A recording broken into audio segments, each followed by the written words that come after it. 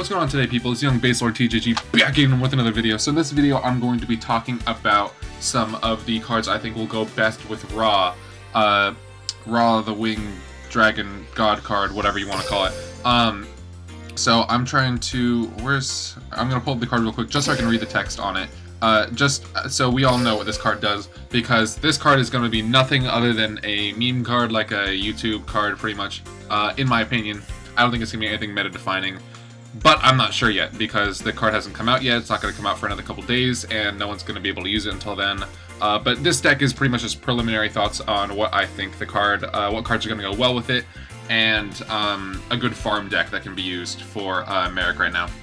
So the Winged Dragon of Ra cannot be special summoned, requires 3 tributes to normal summon, cannot be normal set. This card's normal summon cannot be negated. When normal summoned, other cards and effects cannot be activated. When this card is normal summoned, you can pay life points so that you only have 100 left. This card gains attack and defense equal to the amount of life points gained.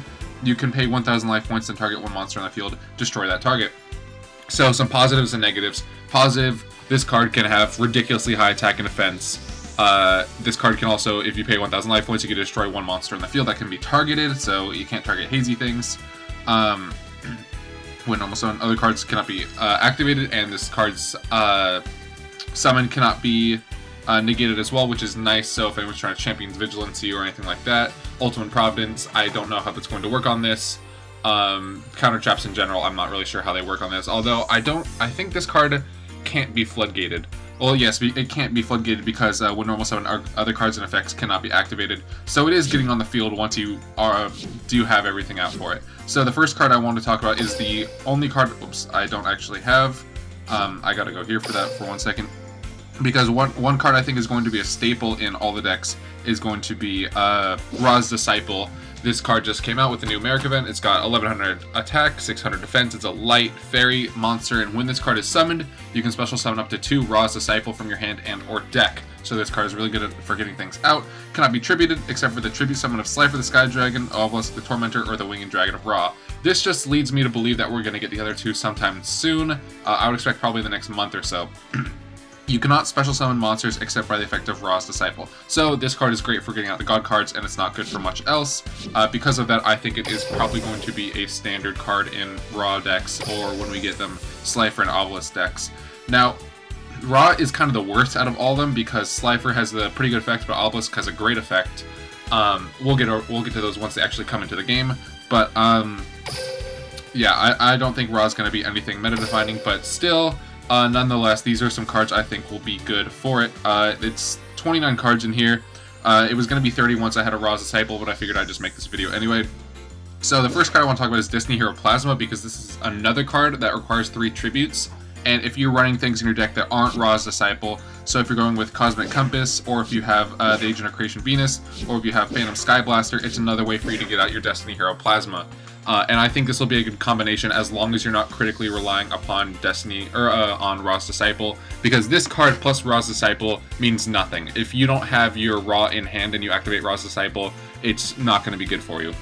It's also going to be problematic since we only have 1 copy of Ra, and there's no really way to search for it in your deck right now other than Crystal Seer and Destiny Draw. So that's why this card, or I have Destiny Draw on this, because I think Destiny Draw will be good for it. Additionally, Lava Golem got my second one, which is pretty nice. I think this is going to be good for clearing your opponent's board, and then if you want to do some econ takes or other cheese plays like that, it's all good.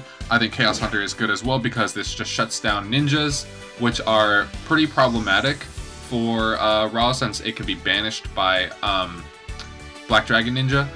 And I think Chaos Hunter is good because everything special summons these days. It's all about special summons in this meta, and Chaos Hunter just is really good at preventing that. Also, there's a good chance you'll have cards in your hand, knowing what kind of deck you're facing up against. Card Guard is good because you can place a counter on your Ra so it won't get destroyed. Mechan Phantom Beast Hamstrat is good because if you can protect it for a turn, you flip, you get those 2 tokens, and then bam, you're good. Sphere Karibo is good because clearing up back row is something that's very important these days, and Sphere Karibo can also be summoned in case you do need that 3rd monster in some rare circumstances. You've got Phantom Sky Blaster. I sadly only have 2 of these. If I had 3, I'd probably say this is going to be a better card. I haven't been able to play with it because I only have 2. But this card's also good for the burn factor when you deal 300 damage to your opponent each turn for all the Sky Blaster monsters you have. So if you're protecting these cards, it can be really, really beneficial. And then once you get 3 out on the board, you're good for that Ra. Agent of Creation Venus, I think, is going to be one of the best things. So it's going to be probably Ra's Disciple and Agent of Creation Venus are going to be standards in the deck. There's also probably going to be some fairy attribute things in there. I know fairies have some cards that can help them. And since Disciple is a fairy, Venus is a fairy, and Magic Shine Ball, or Mystic Shine Ball, whichever it is, they are all fairies. So if there's some sort of fairy card that comes out to help them, more power to them. But this card's good because it'll let you lower your life points a little bit if you've already taken some damage. It'll get you closer to that Destiny draw. And I think overall it's going to be pretty good for that. Cosmic Compass, I only bring up because it's one of the other few cards that's good at special summoning tokens, which can be used for Ra's Disciple. And then Mystic Shine Ball, of course, to go with the Agent of Creation Venus. That's all the monsters I think are going to be pretty standard in this. Now I'm going to move on to spells and then on to traps. So Fire Formation Gyoku is good only because you get to pin down that one card from your opponent. I also want to talk a little bit about Hazy because Hazy's good at swarming the field. So if you have like your Hazy Flame, bring it out on the field, and then you can knock the top card off your deck, special summon. It's all good for that kind of stuff, but Fire Formation Gyoku does boost their attack by 100 each. It's not as good, that's why I didn't include it, but I want to talk about it just a little bit because Hazy plus Raw could have some potential out there. I'm not sure yet. It depends on the future of Hazy cards as well. I also want to talk about this deck is really weak to Lava Golem, so Beast Rising with the Hazy cards could be good to work around Lava Golem. You do have Forbidden Chalice, which is pretty nice. This card is good for working against Ra as well, because you get to stop their effects from activating, which is pretty nice. Since the effect only works on normal summon, for you to get your attack boost, drop it to 100, and then you get your attack boost. Forbidden Chalice can't be activated because Ra's effect clearly states that when this card is normal summoned, other cards and effects can't be activated, so you wouldn't be able to activate this in response to its normal summon trigger, which would then boost its attack points. But you can use it to stop it from spending 1,000 life points and then destroying a monster you control. Anti-Magic Arrows is going to be good to get over your opponent's back row because this thing doesn't actually... It's still affected by cards and effects, so it can be Econ taken, things like that. There's Super Rush Headlong, which I think is pretty good for burn effects from opponents. So if they've got an Amazon or Swordswoman trying to swing into you, if your card's been massive morphed, or if they're trying to Super Rush Headlong you as well, I think that's good. There's Stray Lambs. I'm not really sure because I don't... no. Stray Lambs is... I forgot, actually, so this is my bad. Stray Lambs, you can't normal summon the turn you do it. So I guess Stray Lambs would stay if you did want to use it for... like if you were just going to keep the Stray Lambs out for a turn, but I only mention it just because, yeah, I'm going to amend my statement and say don't have Stray Lambs. You've got your enemy controller because it's Econ and that's the meta right now, and you've got your Master of the Accursed so you can burn your opponent and you can lock down their side of the field a little bit. Say if you want to get out some Lava Golems or something like that, it'll make it a little bit easier. You've got your Floodgates for protection, that should be pretty standard. You've got your Mirror Walls for protection, that's also pretty standard, especially if you have lower life points and you do want to bring out that Raw. I think that's going to be pretty good. You've got your Magical Arm Shield. I only say this because there's a lot of swarming decks out there, and depending on what you draw, you might not be able to swarm the field. So Magical Arm Shield should be good. Because also, you're probably going to control a monster on this, but it's not going to be an attacking monster. So this will be a good way to get rid of some of your opponent's monsters without actually attacking.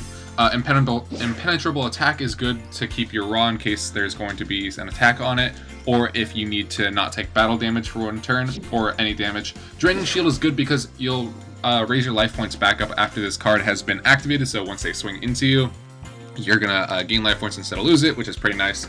And in these decks where you do want to have more life points so your Raw can have a higher attack, it is pretty nice. You've got your Zing Zhen Hu for locking down opponent's back row. Back row is going to be a big part of this, especially for Econ takes. As long as they're already on the field, you're good. If they're playing it from the hand, it's going to be more difficult. But you're also locking down potentially to your opponent's back row, so especially if you're versing things like Ancient Gear, that's if they're not normal summoning with their Ancient Gear Castle, you already locked down their entire back row, which is pretty nice. You've got your Golden Apples, which is good for getting a monster on the field, especially when you're taking damage, and it's a good damage neutralizer, especially if you're taking over 2,000, because then you'll have your Destiny Draw activated. Ultimate Providence I have in here, only because I think if you're trying to Ultimate Providence when they're trying to go for Econ ticks, I think that would be a pretty good idea. But I'm still not 100% sure yet, or if they're trying to Econ, or not Econ, if they're trying to Forbidden Chalice you, or if they're trying to play some other monster effect or spell effect, or trap effect even, depending on what's going on. Depending what counters come out for Raw, if any, because I don't know what Raw's going to be like yet, some counter traps for that. Ultimate Providence, I think, would be one of the best ones. You've got your Curse of Anubis just to protect yourself for a turn, lock down opponent's back row. Most decks are running effect monsters these days, so you're not going to see a whole lot of Gemini out there. Windstorm, same thing, just change up your opponent's back row, or change up your opponent's monsters. Aegis of Gaia, I think, is going to be critical, especially in these Destiny draw decks. You want to take that, or you want to gain that 3,000 life points, so you can go in for even more with Raw. So say you just Destiny drew with Raw, you just brought it out, you're down to 2,000, you activate Aegis of Gaia, you're now at 5,000, you get brought down, and Raw's now at 4,900, so you could potentially swing over other Raws that haven't had such a large boost, or if your opponent has other monsters or things like that. It's going to be pretty critical. The last card I wanted to talk about is Riryoku Field. Now, this kind of might seem like a strange tech, but when a spell card that targets exactly one monster in the field is activated to negate the activation, destroy it. This is the other best counter trap you can play to protect your Raw. No Econ takes, no Forbidden Chalices, no Super Rush Headlongs, no anything. So none of those spell effects are going to be hurting this thing. And especially since once its attack is high enough, it's going to be swinging over most monsters with Mirror Wall. I think that Riryoku Field could find a place easily in Raw decks, especially with the prevalence of Econ takes these days. It's just such a good card for that. We'll save that because we don't need that Stray Layman here. I don't want to make this active. And then I only have a little bit of time to record. It's actually been over 10 minutes. This is longer than I wanted this video to be. But lastly, this is just the deck I've been using to farm Merrick. I have leveled up all my characters, so I don't really see any point for me to be dueling all like the standard duelists. But you have to do it for map fragments, so that's what I've been doing today. I gotta do that more, and I don't want to spend my dueling orbs because in case there's a character I want to level up, and I've got a bunch of those. But pretty standard these have been around on Reddit, I think, and I saw a couple of these as well on the Dueling Meta Discord. But this is just a variation I came up with. It's just 3 Hazy Flames, so you can get it out. The whole point of this deck is you want to get out your Hazy Flame, either by Mausoleum of the Emperor, or Soul Exchange, or Normal Summon, or whatever you want to do, and get that out. And then you want to start boosting up with Beast Rising. You're running 3 Beast Rising because it is probably the most important card in the deck. If you can get out a Hazy Flame Sphinx very early and get a Beast Rising out, you're going to boost yourself up and up and up and up. So their Gradius can't even target you because once it's destroyed, it has a target. So if you have a boosted up Hazy Flame Sphinx on the field, you're going to be fine. And the most important thing with this deck as well is only have 1 monster on the field until the last turn, because he does have that Lava Golem and it's going to be bad. There's 1 Floodgate teched in case he does get a Gradius out before you do, or you happen to have 2 monsters on the field and he does summon a Lava Golem. It's not the end of the world, it'll just make it a little bit more difficult because once it's floodgated, you can use your Hazy Flame Sphinx and tribute it. So that's it for this video. Let me know what you think. Let me know if there's any cards that I missed that should be good with Raw. There's probably some more out there. I didn't spend a whole lot of time looking. I've been kind of busy, but that's just what I'm doing right now. So thank you all for watching. I hope you enjoy it. This is the Jewish Giraffe signing off.